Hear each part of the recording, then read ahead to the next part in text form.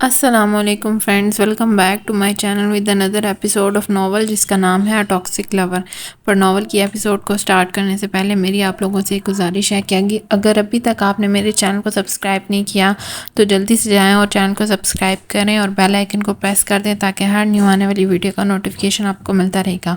اور اگر آپ نے اس ناول کی پریویس ایپیسوڈ نہیں دیکھی تو آپ میرے چینل پہ وزٹ کریں، وہاں پلے لسٹ موجود ہے، آپ بآسانی پریویس ایپیسوڈس کو دیکھ سکتے ہیں۔ اور ویڈیو کو دیکھتے ہیں تو کائنڈلی لائک بھی کیا کریں اور کامنٹ بھی کیا کریں اور مجھے سپورٹ بھی کریں اور اپنی رائے کا اظہار کریں۔ تو چلیں آج کی ایپیسوڈ کی طرف چلتے ہیں۔ Episode number 29، a toxic love by Amir Hamza. Lounge میں بیٹھا لائم گہری بولتی نظروں سے زویا کو دیکھ رہا تھا۔ عائشہ کچن میں کھانے کے معاملات مکمل کر رہی تھی۔ جب اسے وہاں کی تسلی ہو گئی تو وہ صوفے پہ سمٹ کر بیٹھی زویا کے پہلو میں آ گئی۔ لائم کے ابو کافی اچھے مزاج کے مالک تھے، ان کی باتیں محظوظ کن تھیں۔ برٹش لہجے والے وہ ایک معصوم شخصیت کے حامل تھے۔ وہ ہنستے تھے تو مسکراہٹ خود ہی عائشہ کے لبوں پہ بکھر جاتی تھی۔ عائشہ کو بے ساختہ اپنے ابو کا خیال آیا تو اس کی آنکھوں کے گوشے بھیگ سے گئے۔ اس نے احتیاط سے بغیر کسی کو احساس دلائے اپنی آنکھیں پونچھ لی اور شہیر کا انتظار کرنے لگی۔ زویا کو ملازمہ نے کسی کام کے لیے اپنی طرف آنے کا کہا تو وہ اٹھ کر ڈائننگ کی طرف بڑھی ہی تھی کہ پیچھے سے شہیر گھر میں داخل ہوا۔ اس کے اندر آتے ہی عائشہ مسکرائی۔ شہیر بھی آ گئے، وہ کہہ کر اپنی جگہ سے کھڑی ہوئی۔ شہیر جیسے ہی قدم اٹھاتا اس کے قریب ہوا تو عائشہ کا ماتھا ٹھنکا۔ اس کے تاثر کچھ خاص اچھے دکھائی نہ دیتے تھے۔ وہ آندھی طوفان کی طرح چلتا ہوا لائم کے سامنے آیا۔ لائم جو اس سے ملنے کے لیے کھڑا ہوا، شہیر نے اس کے ماتھے پہ پسٹل رکھا۔ ہیلن مارگریٹ سے تمہارا کیا رشتہ ہے اور تم ارمان کے لیے کب سے کام کر رہے ہو؟ زویا ڈائننگ کے دروازے سے نکل رہی تھی اور شہیر کے اس جملے نے اسے پتھر کا کر دیا تھا۔ عائشہ نے چونک کر شہیر کو دیکھا۔ جب لائم اور اس کے ڈیڈ ساکت رہ گئے، ہم اس عورت کو نہیں جانتے۔ لائم کے ڈیڈ نے آگے بڑھ کر شہیر کو کہا۔ شہیر نے کھا جانے والی نظروں سے دیکھا۔ اسی وقت دستگیر آگے بڑھا اور کچھ تصویریں نکال کر شہیر کے ہاتھ میں تھما دی۔ پھر یہ سب کیا ہے؟ ان تصویروں میں لائم ہیلن کی گود میں موجود تھا۔ لائم ان تصویروں میں سال کا لگتا تھا۔ ہیلن کے پہلو میں لائم کے ڈیڈ تھے۔ مس ایڈیسن کھڑے دکھائی دیتے تھے۔ وہ ایک مکمل فیملی کی طرح خوش تھے۔ لائم کا دماغ ان تصویروں کو دیکھ کر بھاگ سے اڑ گیا۔ جس سب کو وہ مکمل بھول گیا تھا آج اس طرح سے اس کے سامنے آئے گا، یہ لائم نے سوچا نہیں تھا۔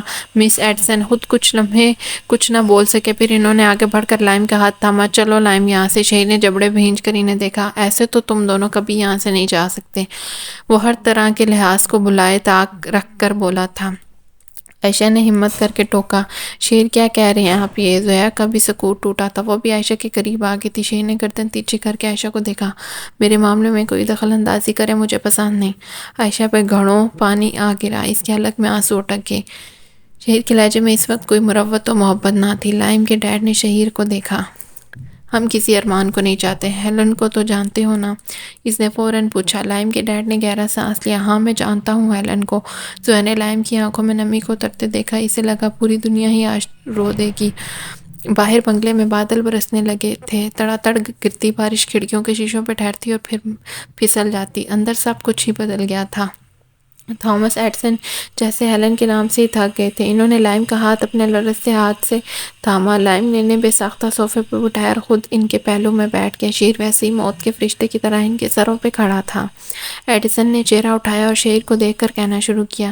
اس کا نام ہیلن مارگریٹ شادی سے پہلے تھا، لیکن جب اس کی مجھ سے شادی ہوئی تو وہ مسز ایڈیسن ہو گئی تھی، لیکن جب اس نے مجھ سے تعلق ختم کیا تو اپنے نام کے ساتھ میرا نام بھی ہٹا دیا، پھر سے ہیلن مارگریٹ ہو گئی تھی۔ اب یہاں سے شروع ہوتا ہے ہماری کہانی کا آخری پہلو، ہیلن مارگریٹ ایڈیسن کا ہیلن مارگریٹ بننے کا سفر۔ ہیلن کا تعلق امریکہ کے گاؤں چلی سے تھا، لیکن وہ نیو یارک کی ایک فرم میں کام کرتی تھی۔ یہ فرم دوسرے ملکوں میں ملازموں کو بھیجا کرتی تھی۔ اس فرم کے ذریعے ہیلن پاکستان ارمان کی فیملی کے گھر آئی تھی۔ ہیلن پہلے ارمان کی ممی کے آبائی گھر میں ملازمہ تھی، لیکن جب ارمان کی ممی کی شادی اس کے ڈیڈ سے ہوئی تو وہ اپنے ساتھ ہیلن کو بھی لے آئیں، کیونکہ انہوں نے کبھی ہیلن کو ملازمہ سمجھا ہی نہیں تھا۔ ہیلن ان کے لیے ان کی ایک دوست جیسی تھی، اس لیے وہ ہیلن کو شادی کے بعد اپنے ساتھ لے آئی تھی۔ ہیلن بھی اسی وقت شادی شدہ تھی۔ اس کے شوہر کا نام تھامس ایڈیسن تھا۔ اس کی شادی کو کچھ مہینے ہوتے، لیکن کام کی وجہ سے ہیلن واپس آ گئی تھی۔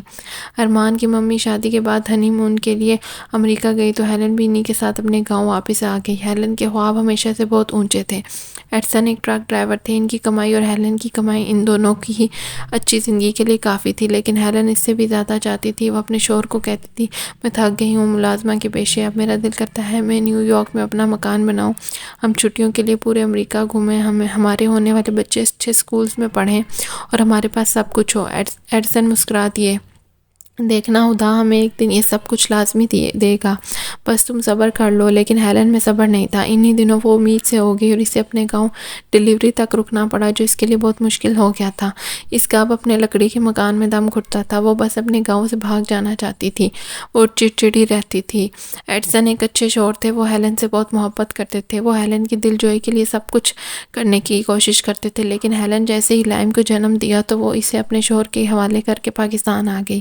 ایڈسن نے انہیں کہا بھی کہ بچہ ابھی چھوٹا ہے، وہ کیسے کام کے ساتھ لائم کو بھی سنبھالیں گے، لیکن وہ نہ مانی اور پاکستان آ گئی۔ انہیں پاکستان ملک پیلس میں گئے ابھی 2 ماہ ہوئے تھے کہ وہ واپس اپنے گاؤں آ گئی۔ ایڈسن کو حیرت ہوئی، انہوں نے رات میں ہیلن کو اپنے پاس بٹھایا اور اس کے آنے کی وجہ پوچھی تو ہیلن جوش سے بتانے لگی، میری مالکن کو ایک ایسی عورت چاہیے جو انہیں بچہ پیدا کر کے دے سکے، اس کے بدلے وہ اس عورت کو ڈھیر سارے پیسے دیں گی کیونکہ وہ نہیں چاہتی کہ بچہ پیدا کرنے سے ان کا فگر خراب ہو جائے، وہ بات کے موٹاپے اور بیماریوں سے ڈرتی ہیں۔ ایڈسن اس کی بات پہ الجھے، لیکن اگلی بات ان کے پیروں تلے زمین کھسکا دی، وہ چاہتی ہے کہ میں یہ کام کروں۔ ایڈسن کو ان کی بات پہ غصہ آ گیا، تم پیسوں کے لیے غیر مرد سے تعلق قائم کرو گی؟ ہیلن نے نام میں سر ہلایا، نہیں ایڈسن۔ اس نے ایڈسن کے ہاتھ تھامے اور ان کی طرف چہرہ کر کے کہنے لگی، وہ سیروگیسی کروانا چاہتی ہیں۔ یہ کیا ہوتی ہے؟ سیروگیسی میں ایک عورت کی کوکھ کو کرائے پہ لیا جاتا ہے۔ ہیلن مارگن ایڈسن سیروگیسی کے لیے تیار تھی، لیکن سیروگیسی کے لیے پیلن کو نیو یارک بھجوا دیا گیا تھا، جہاں اس کے ساتھ ارمان کے ڈیڈ ملک اور اس کی ممی بھی تھی۔ اس کوکھ میں عورت کے ایگز اور مرد کے جراثیم رکھے تھے اور حمل کا عمل شروع کیا جاتا ہے۔ حمل کے دوران بچے کی نشو و نما کے لیے جو خون درکار ہوتا ہے صرف وہی اس کوکھ والی عورت کا لگتا ہے، لیکن ڈی این اے بچے کے اصل ماں باپ کا ہی ہوتا ہے۔ اس طرح وہ اپنی اولاد اپنے حسب نسب کے ساتھ پیدا کرواتے ہیں۔ سیروگیسی کے 9 ماہ تک ہیلن کی ہر چیز کا خیال ملک اور ان کی بیوی نے خود سے زیادہ کیا، اور جیسے ہی ہیلن نے ارمان کو جنم دیا تو وہ اپنی اصل ماں کی آغوش میں چلا گیا۔ جیا بھی ہیلن سے سیروگیسی کے ذریعے ہی ہوئی تھی، اور بعد میں اس سب کہ وہ مجھے بہت سارے پیسے دیں گے جس سے ہم اپنا ایک الگ مکان لے سکیں گے، ہم اچھی زندگی گزاریں گے۔ ہیلن کا لہجہ اصرار کرتا، ایڈسن نے منع کیا پر وہ ضد پر اتر آئی تو ایڈسن کو ماننا پڑا۔ پر جب ہیلن نے ارمان اور جیا کو پیدا کر دیا اور رقم لے لی تو اسے وہ بھی تھوڑی لگی اور اس کا ارادہ بدل گیا۔ اس نے ارمان کو پلانے کے ساتھ ساتھ جیا کو پلانے کی بھی ذمہ داری لے لی۔ ارمان اور جیا میں 4 سال کا فرق تھا۔ اس وقت لائم بھی 5 سال کا ہو گیا تھا، لیکن وہ اپنے ڈیڈ کے ساتھ چلی میں ہی رہتا تھا اور ماں سے اس کی ملاقات کم ہی ہوتی، لیکن اسے پھر بھی اپنی ماں سے بہت محبت تھی۔ اور یہاں ہیلن کے دماغ میں کچھ اور ہی چلنے لگا تھا۔ وہ بڑے ہوتے ارمان کی برین واشنگ کرنے لگی تھی۔ ارمان کی ممی جب پارٹیز کے لیے گھر سے جاتی تو ارمان کو ہیلن کے پاس ہی چھوڑ جاتی تھی۔ ارمان سوتا بھی ہیلن کے ساتھ ہی تھا، وہ ہیلن کے ساتھ بچپن ہی سے تھا، اس لیے ہیلن اسے اپنا بنانے کا فیصلہ کیا۔ اس نے ارمان کو یہ کہنا شروع کر دیا کہ وہی اس کی ماں ہے اور ملک نے ان پہ دوسری عورت کو ترجیح دے دی ہے۔ اب وہ ہیلن کو اپنی بیوی نہیں مانتے اور وہ ایک دن ہیلن کو ارمان اور جیا سے دور کر دیں گے۔ ارمان کے کچے ذہن نے اس بات کو اپنے دماغ میں پکا کر لیا۔ ہیلن جانتی تھی کہ ایک دن ارمان بڑا ہو کر اس کے حق میں بولے گا اور اگر کسی نے اس کا ساتھ نہ دیا تو ارمان ضرور دے گا، اس لیے وہ اپنے شوہر ایڈسن اور بیٹے کو چھوڑ کر پاکستان میں ہی رہنے لگی۔ ارمان جیسے ہی جوان ہوا تو اس نے اپنی طرف سے آخری پتا پھینکا اور ایک دن وہ ملک کے سامنے ان کی بیوی کی حیثیت سے کھڑی ہو گئی۔ وہ جانتی تھی کہ ارمان اس وقت کمرے میں موجود ہے، وہ انہیں ضرور دیکھ رہا ہوگا۔ وہ رو رو کر ملک کو اپنا شوہر کہہ رہی تھی، اور ایک ایسا شوہر جس نے ہیلن کو دھوکہ دیا۔ اور ارمان کی ممی اور ڈیڈ اس بات سے حیران تھے کیونکہ وہ نہیں جانتے تھے کہ ایک دن ایک ملازمہ جسے وہ سیروگیسی کے پیسے بھی دے چکے ہیں منہ کو آئے گی اور ان کی اولاد کو حاصل کرنے کی کوشش کرے گی۔ ارمان کی ممی نے بغیر تعمیل ہیلن کو گھر سے نکال دیا۔ ہیلن جانتی تھی وہ اس گھر سے خالی ہاتھ نہیں جا رہی، وہ بہت کچھ جیت گئی ہے۔ اسے اس کی جیت کا احساس اس دن ہوا جب ارمان ان کے پاس آیا۔ اس نے ہیلن کو کہا تھا کہ جب وہ پڑھ لکھ کر دوسرے ملک سے واپس آ جائے گا تو ہیلن اس کو ایک گھٹیا جگہ سے لے جائے گا، اور ہیلن کو اب بس اسی چیز کا انتظار تھا۔ اس کے پاس پیسے بہت تھے لیکن وہ ارمان کو یہی تاثر دیتی رہی کہ وہ انتہائی غریب ہے، اس لیے ارمان جلد از جلد واپس آ کر اسے سنبھال لے۔ ارمان تو چلا گیا تھا لیکن قدرت کو کچھ اور ہی منظور تھا۔ ارمان کے جانے کے بعد ہیلن کی طبیعت خراب رہنے لگی، اس کے جسم کا آدھا حصہ مفلوج ہو گیا۔ اس نے اپنا علاج بھی کرایا لیکن علاج سے کوئی فرق نہ پڑا۔ اس کے پیروں میں زخم ہونے لگے جن سے ہر وقت خون رستا رہتا تھا۔ وہ زخم ٹھیک ہونے کا نام ہی نہیں لیتے تھے۔ وقت کے ساتھ ساتھ زخم اس کے پورے جسم پہ ہو گئے اور وہ بالکل بے بس ہو گئی تھی۔ اسے بعد میں پتہ چلا کہ وہ کوڑی ہو گئی ہے۔ اس کے ارد گرد والوں نے اسے بولنا چھوڑ دیا تھا۔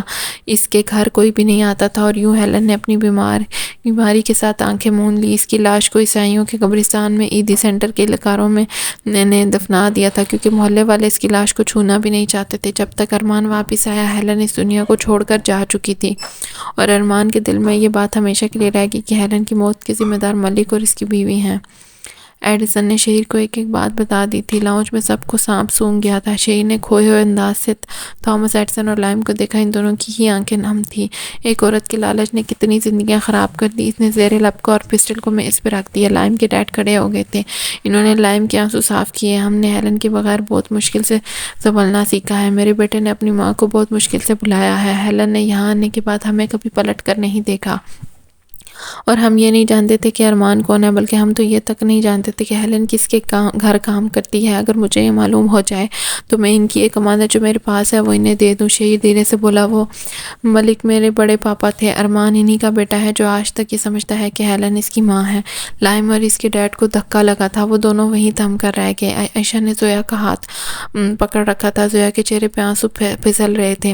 ہیلن مارگریٹ کا آخری خط، پیارے ایڈسن، امید کرتی ہوں کہ تم ہمیشہ کی طرح خوش ہوگے اور لائم بہت بڑا ہو چکا ہوگا۔ یقیناً تم دونوں مجھے بھلا چکے ہو لیکن میں تم سب کو نہیں بھلا سکی۔ تھامس، میں اپنی زندگی کے آخری دنوں میں ہوں۔ میں نے تمہارے ساتھ اور لائم کے ساتھ بہت برا کیا جس کی سزا مجھے مل رہی ہے، پر سب سے زیادہ برا میں نے اس بچے کے ساتھ کیا جس کا نام ارمان ہے۔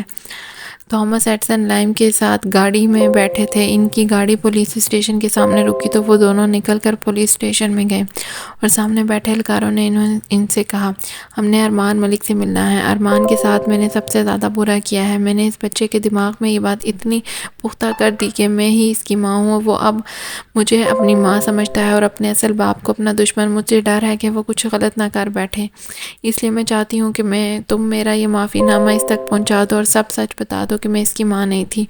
وہ دونوں اس وقت ارمان کے سامنے کھڑے اسے وہ خط دے رہے تھے۔ ارمان نے لرزتے ہاتھوں سے وہ خط لیا جو ہیلن نے اس کے لیے لکھا تھا اور جیسے جیسے ارمان ہاتھ پڑتا گیا اس کے اعصاب چھل ہوتے گئے۔ میں اس کی کچھ نہیں لگتی، میں نے اسے پیدا تو کیا ہے لیکن اس کی رگوں میں اس کے اصل ماں باپ کا ہی خون ہے، وہ نہ میرا ہے اور نہ میرے مذہب کا ہے۔ تم اسے اس کے اصل مذہب تک بھی پہچاننے کی کوشش کرنا۔ میں جانتی ہوں کسی کو دھوکے سے اپنے مذہب میں شامل کر لینا بھی ایک گناہ ہے اور میں اتنا بڑا گناہ اپنے سر نہیں لے سکتی۔ تم نے تھامس اب سب کچھ ٹھیک کرنا ہے۔ میں تم سے صرف گزارش کر سکتی ہوں اور تمہیں اس محبت کا واسطہ دے سکتی ہوں جو تم نے مجھ سے کبھی کی تھی۔ میرا آخری احسان کر دینا تھامس، میری آخرت آسان کر دینا تھامس۔ تمہاری لائم اور ارمان کی مجرم ہیلن مارگریٹ۔ ارمان سب کچھ پڑھ چکا تھا اور لائم اس کے ڈیڈ بہت دیر تک اسے سمجھاتے رہے، پھر وہ وہاں سے چلے گئے۔ ارمان نے ان کے جانے کے بعد بہت دیر بعد چہرہ اٹھایا تو اس کی آنکھیں جل رہی تھی۔ سب نے مجھے دھوکہ دیا۔ اس کی آنکھوں کو رگڑا اور کھڑا ہو گیا۔ اس نے اب کھیل ختم کرنا تھا۔ وہ سلاخوں کی طرف بڑھا اور اس نے سلاخوں کے درمیان سے ہاتھ آگے بڑھائے۔ اس کے سیل کے پاس کھڑے اہلکار نے اس کے ہاتھ میں جیل کی چابی رکھ دی اور ارمان کے لیے یہاں سے نکلنا مشکل نہیں تھا۔ اس نے تالے کو کھولا اور اہلکار کے پیچھے چلنے لگا۔ وہ ایک پچھلے دروازے سے ارمان کے نکلنے کا انتظام پہلے ہی کر چکا تھا۔ بھیگے بنگلے کے سامنے موجود سڑک پہ درختوں کے پتے گرے تھے۔ ان کا رنگ زرد تھا اور تیرگی ان پہ بارش کی قطروں کے ساتھ لپٹی تھی۔ ہوا میں نمی تھی لیکن بارش تھم چکی تھی۔ بہت دیر سے برستی بارش اب خاموش ہو گئی تھی۔ جذبات میں آ کر کتنا غلط کیا میں نے سب کچھ ہی بگاڑ دیا۔ زویا لائم وغیرہ کے جانے کے بعد خاموشی سے اپنے کمرے میں چلی گئی تھی۔ اس نے اس کی بھیگی آنکھیں دیکھ لی تھی۔ عائشہ نے اسے اس کے گزشتہ رویے کے لیے معاف کر دیا تھا۔ اب وہ اس کی ہمدرد بن کر اسے خاموشی سے دیکھ رہی تھی۔ شہیر نے چہرہ اٹھایا۔ مجھے لگا کہ وہ ہیلن کو جانتے ہیں تو ان کا ارمان سے تعلق ہوگا، وہ ارمان کے لیے کام کرتے ہوں گے۔ میں زویا کو دکھی نہیں ہونے دینا چاہتا تھا۔ وہ نہ جانے کس کو صفائیاں دے رہا تھا۔ عائشہ نے سر ہلایا۔ میں سمجھ سکتی ہوں شہیر، آپ نے کچھ غلط نہیں کیا۔ شہیر نے سر نفی میں لایا۔ نہیں، میں نے بہت کچھ غلط کر دیا، میں بہت کچھ بھول گیا ہوں، مجھے سب ٹھیک کرنا ہے۔ وہ کھڑا ہو گیا۔ کہاں جا رہے ہیں آپ؟ عائشہ نے پریشانی سے پوچھا۔ میں وہ کام کرنے جا رہا ہوں جو میں بھول گیا تھا۔ اس کے بعد میں لائم کے گھر جاؤں گا۔ وہ کہتے ہی باہر کی جانب بڑھ گیا۔ عائشہ اسے روک نہ سکی تھی۔ وہ کچھ دیر وہاں اکیلے کھڑی رہی، پھر زویا کے کمرے کی جانب بڑھ گئی۔ اس نے زویا کے کمرے کو ناک کیا۔ کھلا ہے، آ جاؤ۔ عائشہ زویا کی آواز پہ چونکی تھی، اس کی آواز سنبھلی ہوئی لگتی تھی۔ اس نے تیزی سے دروازہ کھولا۔ زویا ڈریسنگ کے سامنے بیٹھی لوشن ہاتھوں پہ مل رہی تھی۔ اس نے گردن تیرچھی کر کے عائشہ کو دیکھا۔ مجھے پتا ہے تم آؤ گی، اس لیے دروازہ بند نہیں کیا تھا، آؤ بیٹھو، مسکرا کر بول رہی تھی۔ عائشہ کو چکر سا آیا، وہ کبھی ان دونوں کو سمجھ نہیں سکے کہ کیا دیکھ رہی ہو۔ زویا نے بھویں سکڑا کر عائشہ کا چہرہ دیکھا جو قدم قدم چلتی اس کے پیچھے آ رکی تھی۔ مجھے لگا تھا تم رو رہی ہوگی۔ زویا اس کی بات پہ تعجب سے بولی، میں کیوں روں گی؟ وہ کھڑی ہو گئی تھی، اس کا عائشہ کے سامنے، رخ عائشہ کے سامنے تھا۔ لائم وغیرہ اس نے پوری بات نہ کہی۔ زویا نے گہرا سانس لیا۔ مجھے اس وقت دکھ ہوا تھا جب شہید نے بغیر سوچے سمجھے لائم کے ماتھے پہ پسٹل رکھا، اور مجھے اس وقت بھی تکلیف ہوئی تھی جب لائم خاموشی سے یہاں سے چلا گیا۔ میں اس لیے کمرے میں آ گئی تھی کیونکہ مجھے وقت چاہیے تھا۔ میں نے جو کچھ ہوا اسے ہر پہلو سے دیکھا، اور پھر میرا سارا دکھ اور شہید پہ غصہ ختم ہو گیا، کیونکہ جس اینگل سے شہید نے اس معاملے کو دیکھا اس کا رد عمل جائز تھا۔ میں بھی ہوتی تو یہی سوچتی جو شہید نے سوچا، کیونکہ شہید دودھ کا جلا ہے، وہ چھاچھ بھی پھونک کر پیے گا، اور تمہیں پتہ ہے وہ میرے پاس مجھے منانے کیوں نہیں آیا؟ اس نے ایک ہی سانس میں اپنی بات مکمل کر کے سوال کیا۔ عائشہ ہونک کی طرح اس کا منہ دیکھتی رہی، پھر اس نے سر نہ ملایا، کیونکہ وہ جانتا ہے میں اس سے ناراض نہیں ہوتی، وہ انہیں منائے گا جو ناراض ہو سکتے ہیں۔ زویا شہید سے ناراض نہیں ہوتی۔ شہید کے لیے زویا نے لفظ ناراضی کو اپنی ڈکشنری سے ختم کر دیا ہے۔ میں شہید کو بہت اچھے سے سمجھتی ہوں، وہ میرا برا کبھی نہیں کر سکتا۔ اس نے عائشہ کے شانے پہ ہاتھ رکھا۔ چائے پیو گی؟ عائشہ کا سر ٹوٹا۔ اس نے سر ہاں میں ہلایا۔ زویا اس کا ہاتھ پکڑ کر باہر کی جانب بڑھنے لگی تھی۔ اس نے عائشہ کو لاؤنج میں لا کر صوفے پہ بٹھایا، اور تم لائم کی بھی فکر مت کرو، وہ مجھ سے ناراض نہیں ہوتا، وہ بھی بس دکھی ہوا ہے، شہید کے جانے پہ مان جائے گا۔ وہ رکی۔ شہید انہی کی طرف گیا ہے نا؟ عائشہ نے سر نہ میں ہلایا۔ نہیں، وہ کوئی کام کرنے گئے ہیں، پھر لائم کی طرف جائیں گے۔ زویا نے سر ہلایا۔ عائشہ اس لڑکی کو رشک سے دیکھ رہی تھی، وہ کتنی اچھے سے شہید کو جانتی ہے اور مانتی ہے، اور اس کی جگہ عائشہ ہوتی تو اب تک رو رو کر شہید کو کتنا ہی برا بھلا کہہ دیتی۔ اس نے خود کو ملال کیا اور زویا کو دیکھنے لگی جو ملازمہ کو کہہ رہی تھی پہلے چائے بنا تو پھر تم گیسٹ روم صاف کر دینا۔ عائشہ نے اس کی بات پہ الجھ کر پوچھا، کیوں کوئی آ رہا ہے؟ کیونکہ اسے جہاں تک پتا تھا لائم کے علاوہ آج کسی نے نہیں آنا تھا۔ ہاں، وہ جیا کو لینے گیا ہے، ارمان کے بعد وہاں اکیلی ہے نا، اس لیے۔ عائشہ کو جھٹکا لگا۔ وہ تو یہ نہیں کہہ کر گئے تھے۔ زویا مسکرائی، اس کی مسکان میں مسٹری تھی۔ وہ بتاتا ہی تو نہیں ہے، بس کر جاتا ہے، دیکھنا وہ آئے گا تو اس کے ساتھ جیا ہوگی۔ عائشہ کو اس کی بات پہ یقین نہ آیا، پر وہ خاموش ہو گئی تھی۔ زویا بھی ملازمہ کی طرف متوجہ ہو گئی تھی۔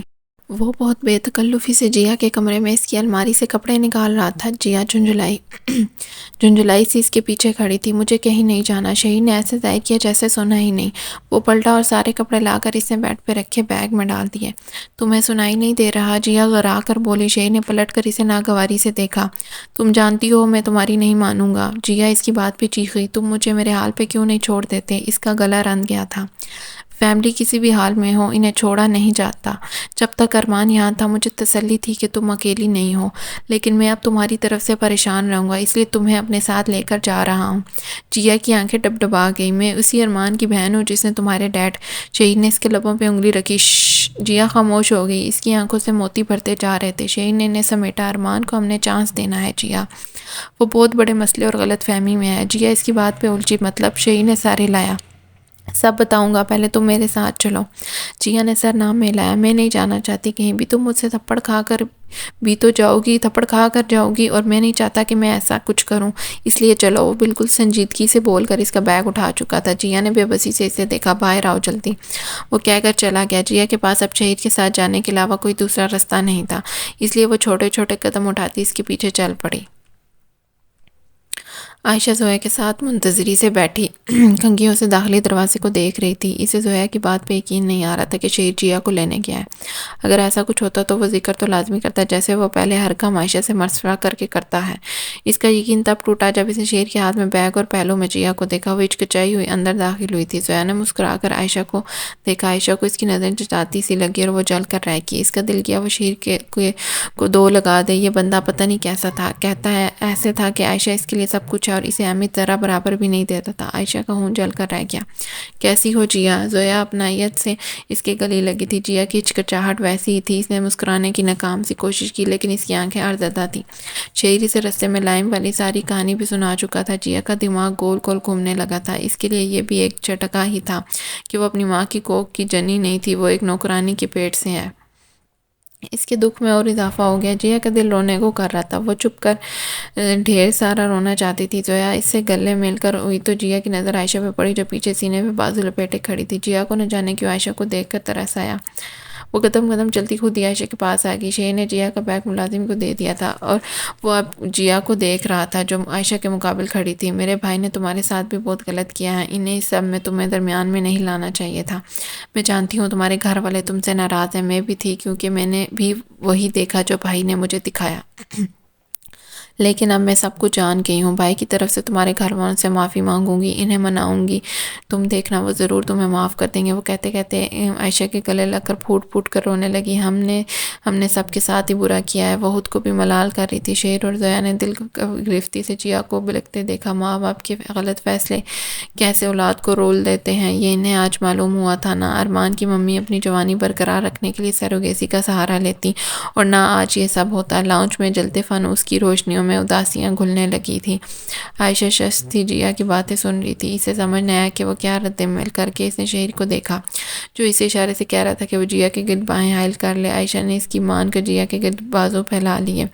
شہر اور زویا مسکرا دیے۔ عائشہ بھی مسکرا رہی تھی لیکن ایک نمی اس کی نینوں میں ٹھہر گئی تھی اور یہ نمی خوشی کی تھی۔ سب کچھ اب ٹھیک ہو جائے گا، عائشہ نے سوچا تھا، پر ان میں سے ابھی کوئی یہ نہیں جانتا تھا کہ ارمان جیل سے آزاد ہو گیا ہے۔ تبھی وہ سب خوش تھے۔ اگلی صبح شہر پہ بھینی نمی سی خوشبو لیے روشن ہوئی تو دھلے درختوں کے پتے لہلہانے لگے۔ ان کی شاخوں پہ بیٹھے پرندے چہچہا رہے تھے۔ اس سب کو کوئی اداسی سے دیکھ رہا تھا جو اس وقت گھر کے چھوٹے سے لان میں بیٹھا عائشہ کے ابو، جو اس دن سے عائشہ کے لوٹ کے آنے کا انتظار میں تھے، جس دن وہ یہ کہہ کر گئی تھی کہ اب آئے گی تو اس کے پاس ثبوت ہوں گے۔ اس کے ابو اب تبھی سے کہنا چاہتے تھے کہ وہ تھک گئے ہیں، انہیں اب کوئی ثبوت نہیں چاہیے، انہیں ان کی بیٹی چاہیے، لیکن وہ کہہ نہ سکے اور انتظار کرنے لگے کہ عائشہ جب دوبارہ آئے گی تو وہ اسے معاف کر دیں گے۔ جو ہوا ہو گیا، اولاد جسم کا حصہ نہ ہو کر بھی جسم کے حصے کی طرح لگتی ہیں۔ جو دکھی ہو تو تکلیف برابر کی ہوتی ہے۔ وہ کچھ دیر لان میں بیٹھے رہے، پھر اٹھ کر اندر آ گئے۔ ابو دکان پہ اب کم جاتے تھے، ان کا دل کہیں نہیں لگتا تھا۔ ان کے گھر کا داخلی دروازہ بھی اب کھلا رہتا تھا اور عائشہ کے لیے در اور دل کے دروازے کھول کر بیٹھے تھے۔ اندر امی ناشتہ بنا چکی تھی۔ سفیان بھی آج کالج نہیں گیا تھا۔ گھر میں اب الگ سی خاموشی رہتی تھی، سب کسی روبوٹ کی طرح کام کرتے تھے، کھاتے پیتے اور سو جاتے، پھر اگلے دن وہی سب کام اور ویسے ہی تھکا ہوا وجود جو گھسیٹنا پڑتا تھا۔ آج بھی سب نے خاموشی سے ناشتہ کیا اور لاؤنج میں آ کر بیٹھ گئے۔ ٹی وی پہ مووی چل رہی تھی لیکن سب لا تعلق سے بیٹھے، سبھی کی توجہ کہیں اور تھی۔ ابو، ایک بھرائی آواز جب لاؤنج میں گونجی تو سفیان، امی اور ابو نے بے ساختہ دروازے کی طرف دیکھا جہاں عائشہ ڈبڈبائی آنکھوں سے کھڑی تھی۔ ابو کو لگا جیسے خواب میں وہ عائشہ کو دیکھ رہے ہیں، پر یہ خواب اس وقت حقیقت لگا جب وہ بھاگ کر ان سے لپٹ گئی۔ اس کے ابو اس کی جدائی میں گل کر رہ گئے تھے، ان کے چہرے کی ربائی گم ہو گئی تھی۔ اسے اپنے ابو پہلے سے کہیں زیادہ کمزور لگے۔ امی کو دیکھا تو اسے ان کے چہرے پہ جھریاں دکھائی دی، آنکھیں بے نور تھی اور اس کا موٹا آلو بھائی پچک سا گیا تھا، رنگت بھی ڈھل گئی تھی، بڑپن سا آ گیا تھا اس کے چہرے پہ۔ اس نے اپنے ابو کا ماتھا چوما۔ تبھی لاؤنج میں شہیر اور جیا بھی داخل ہوئے، جن کے آنے سے سب کی توجہ ان کی طرف مبذول ہوئی تھی۔ ابو اپنے گناہ ہی کا ثبوت لے آئی، اس نے گھٹی آواز سے کہا۔ ابو کے دل پہ کون سا لگا، مجھے کوئی ثبوت نہیں چاہیے۔ عائشہ نے زندگی میں پہلی بار اپنے ابو کو روتے دیکھا، وہ اس سے گلے سے لگا کر کسی بچے کی طرح رو رہے تھے۔ جیا کو لگا جیسے اس کا آنا اب کوئی فائدہ ہی نہیں، یہاں سب کچھ پہلے ہی ٹھیک ہو گیا تھا۔ البتہ شیر کو کچھ بے اعتباری تھی ان سب پہ، پہلے تو یہ سب کھانے کو آ رہے تھے اور اب اس نے گہرا سانس لیا۔ عائشہ کو اکیلی ہی بے وقوف نہیں ہے، اس کی پوری فیملی ہی بے وقوفوں کی ٹولی ہے، پر وہ کیا کر سکتا تھا، وہ انہی بے وقوفوں کا دماغ تھا۔ شیر نے بازو سینے پہ لپیٹ لیے تھے۔ کچھ دیر بعد وہ سب صوفوں پہ بیٹھے تھے۔ جیا نے مختصر الفاظ میں انہیں ساری کہانی بتا دی کہ ارمان کن حالات سے گزر رہا ہے۔ ابو کی جیسے دنیا ہی تھم گئی، ان کی دنیا اس ایک لفظ پہ رک گئی تھی کہ ارمان غیر مسلم تھا۔ انہوں نے اپنی بیٹی کی شادی ایک غیر مسلم سے کر دی تھی، وہ اب بس بے بسی سے ہاتھ ہی مسل سکتے تھے اور امی میں تو نظریں ملانے تک کی ہمت نہیں رہی تھی، اس لیے وہ خاموشی سے کھڑی ہو کر کچن میں آ گئی۔ سنک پہ جھک کر وہ زاروں قطار رو رہی تھی۔ سنک میں رکھے میلے برتن انہیں یاد سے دیکھ رہے تھے، ان کا دل پھٹ جانے کو ہو رہا تھا، برتن دھونے پڑ رہے تھے اس لیے رو رہی ہیں۔ پیچھے سے عائشہ کی بھرائی آواز آئی تو وہ بے ساختہ پلٹی۔ مجھے معاف کر دو عائشہ، میں نے جلد بازی کی۔ وہ بغیر تعمل اس کے گلے لگ گئی تھی۔ عائشہ کا دل خود بھر بھر کر آ رہا تھا، وہ اپنی امی کے سینے سے مضبوطی سے لگ گئی۔ مجھ سے معافی مانگ کر مجھے گنہگار مت کریں امی، اس نے اپنی امی کو کہا، اب میں اپنی مرضی سے شہیر کے پاس بھی نہیں گئی تھی، میں نہیں جانتی تھی کہ یہ ارمان کی کزن ہے۔ شہیر مجھے زبردستی اپنے ساتھ لے کر چلے گئے تھے، انہوں نے ہی میری طلاق ارمان سے کروائی اور مجھ سے شادی۔ اسے شرمندگی سی ہو رہی تھی یہ سب بتاتے ہوئے، لیکن اس نے اب بتانا تو تھا ہی کہ شہیر اس کے درمیان ایسا رشتہ ہے جس کو کوئی توڑ نہیں سکتا۔ وہ شہیر کی مکمل طور سے ہو گئی ہے۔ امی نے اس کی ساری بات کے جواب میں بس اس کا ماتھا چوما اور سر ہلا دیا، اور عائشہ کے لیے اتنا ہی کافی تھا۔ چلو تم اب برتن دھو لو، میں ان کے لیے کچھ بنا دیتی ہوں نا۔ نام کیا ہے ویسے تمہارے شوہر کا؟ امی نے آنکھیں رگڑی۔ عائشہ برتن دھونے والی بات پہ ہنس دی، پھر حیران ہوئی۔ ابھی بتایا تو تھا، امی کو سچ میں یاد نہیں تھا، اس لیے عائشہ کو دوبارہ بتانا پڑا۔ امی سر ہلا کر لوازمات کا انتظام کرنے لگی تھی، اور عائشہ آج پہلی بار خوشی خوشی برتن دھو رہی تھی۔ باہر بیٹھا شہیر ابو اور سفیان سے باتیں کر رہا تھا۔ ابو اب اس کی چھان بین کر رہے تھے۔ شہیر نے انہیں اپنے آفس کا کارڈ دے دیا، آپ ضرور آئیے گا، اس نے مزید سوالوں سے جان چھڑانے کے لیے کہہ دیا۔ عائشہ کچھ دیر میں برتن دھو کر باہر آئی اور جیا کو لے کر اپنے کمرے کی جانب جانے لگی۔ اسے محسوس ہوا کہ شہیر سے ہی دیکھ رہا ہے۔ اس نے گردن تیچی کر کے اسے دیکھا۔ وہ اشارے سے عائشہ کو کہہ رہا تھا کہ وہ اس کے پاس آ کر بیٹھے، پر عائشہ نے سر نہ میں ہلایا۔ ہنسی دبا کر کمرے کی جانب بڑھ گئی۔ شہیر کا ناک غصے سے پھول گیا تھا، وہ بس ٹانس پیس کر رہ گیا تھا۔ ٹھیک 15 منٹ بعد امی نے چائے وغیرہ بنا لی۔ جو کچھ باقی تھا وہ سب امی نے سفیان سے بازار سے منگوا لیا تھا۔ اب عائشہ، جیا اور شہیر ایک ہی صوفے پہ بیٹھے تھے۔ امی ابو سنگل صوفوں پہ موجود تھے۔ سفیان اپنے لیے کرسی لے آیا تھا۔ امی نے سب کو چائے کے کپ دے دیے تھے۔ عائشہ کا کپ اس کے سامنے رکھا تھا، وہ ابھی اٹھانے ہی لگی تھی کہ شہیر نے اس کے کپ کو اٹھایا اور سپ لے کر اس نے عائشہ کی طرف کر دیا۔ پی لو، زیادہ گرم نہیں ہے۔ عائشہ تک سے رہ گئی۔ پورے گھر کے درمیان میں بیٹھ کر شہیر نے جو کیا تھا وہ عائشہ پہ گھڑوں پانی کا گرا چکا تھا۔ جیا نے بھی اسے حیرت سے دیکھا، لیکن وہ ایسے نارمل انداز سے بیٹھا تھا جیسے کچھ ہوا ہی نہیں۔ عائشہ کا تو اب دل کر رہا تھا کہ وہ مر جائے، زمین پھٹے اور وہ اس میں سما جائے۔ اس نے دھیرے سے کپ تھام لیا۔ شہیر نے اسے مسکرا کر محبت سے دیکھا۔ بہت دیر تک عائشہ کے گھر بیٹھے رہنے اور ڈھیر ساری باتیں کرنے کے بعد شہیر اب جانے کے لیے کھڑا ہو گیا تھا۔ عائشہ اپنی امی ابو سے مل رہی تھی۔ وہ کہہ رہی تھی کہ وہ اب بہت جلد رہنے کے لیے آئے گی، میں تمہیں نہیں بھیجوں گا رہنے کے لیے۔ اس نے گاڑی میں بیٹھتے ہی اپنا فیصلہ سنایا۔ کیوں؟ عائشہ نے تعجب سے پوچھا۔ بس ویسے ہی، ملنا بھی ہو تو تم میرے ساتھ آؤ گی اور میں تمہیں اپنے ساتھ ہی لے کر جاؤں گا، رہنے والا کوئی سین نہیں ہے۔ جیا محظوظ پچھلی سیٹ پہ بیٹھی شہیر کی باتیں سن رہی تھی، پر شہیر، 1-2 دن کے لیے تو میں لازمی آؤں گی۔ ٹھیک ہے، میں بھی ساتھ آیا کروں گا۔ وہ مانا تو کچھ یوں مانا۔ عائشہ نے اپنا سر پکڑ لیا تھا تاکہ وہ عائشہ کے گھر والوں کے سامنے دل کھول کر رومانس جھاڑے۔ عائشہ کا اعتبار اس پہ سے اٹھ گیا تھا، یہ شخص کہیں بھی کچھ بھی کر سکتا ہے۔ نہیں جی، آپ نہیں آئیں گے میرے ساتھ؟ شہیر طنزیہ ہنسا۔ پھر تو تم بھی ضرور آ سکو گی، اب ضرور آ سکو گی یہاں، میں تمہیں باندھ کر کمرے میں بند کر دوں گا۔ گاڑی سڑک پر دوڑ رہی تھی۔ وہ لڑتے لڑتے گھر پہنچ کر کمرے میں آ گئے۔ میں نا، عائشہ کی اس کی بات کے جواب میں کہنے کے لیے الفاظ ڈھونڈنے لگی کہ شہیر نے اسے بازو سے پکڑا۔ کیا؟ اس نے چہرہ سپورٹ رکھتے ہوئے سوال کیا۔ عائشہ کا حلق سوکھ گیا۔ بولو اب۔ وہ کچھ نہ بولی تو شہیر نے کہا۔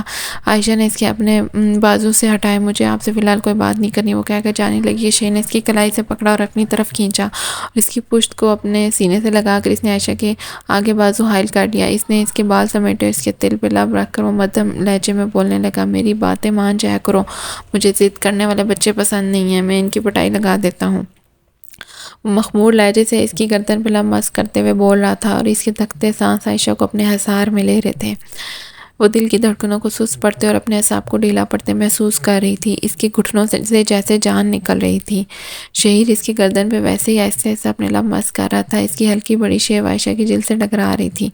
یہ ایک نیا احساس تھا جو عائشہ نے محسوس کیا تھا، اور یہ احساس اسے اور بے بس کرتا جا رہا تھا۔ شہیر بھول گیا تھا کہ اس نے لائم کے گھر بھی جانا ہے، اور عائشہ اب کچھ کہنے کی حالت میں نہیں تھی۔